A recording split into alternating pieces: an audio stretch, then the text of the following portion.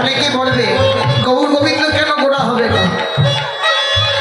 কেউ লক্ষ্মীকে ভালোবাসে, কেউ নারায়ণকে ভালোবাসে, কেউ ব্রহ্মাকে ভালোবাসে, কেউ মহাদেবকে ভালোবাসে।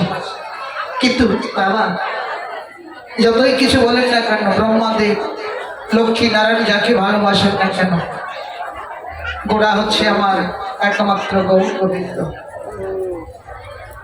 এই গৌর গোবিন্দের চরণ সাধন ভজন করলে ৩৩ কোটি দেবতাকে ভজন করতে হয় না। হরিবল হরিবল। হ্যাঁ, তাহলে তারা কি অসন্তুষ্ট থাকে? না, স্বর্গবাসী দেবতারা ভজিতে এসেছে গোড়া আমাদের জরা মরার দেশে। অদ্বৈত প্রভু এসেছে, যে অদ্বৈত প্রভু এসেছিল মহাদেব কেন দেবতারা সব ছেড়ে দিয়ে মানব কুলে এসে জন্ম নিলেন? দেবতারা সব ছেড়ে দিয়ে ভগবানকে বলেছিল, হে ভগবান, এই দেবতা হয়ে একদিন তো ভক্তের সঙ্গ করতে পারে, তাই হে প্রভু তুমি আমাকে মানব কুলে জন্ম দাও, যেন ভক্তের সঙ্গ করতে পারি, যেন বদনে কৃষ্ণ নাম বলতে পারি। তাই তদ্বৈত সেই মহাদেব অদ্বৈত রূপে নদিয়ায় এসে প্রকাশ হলে, তাই স্বর্গবাসী দেবতারা ভজিতে এসেছে গোড়া আমাদের জরা মরার দেশে।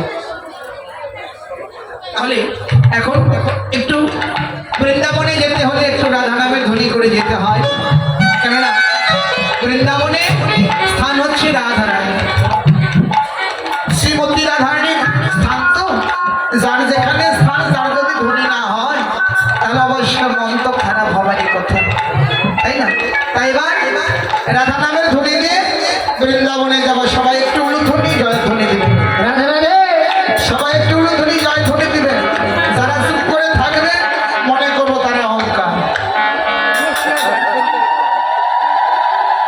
হরিবল হরিবল।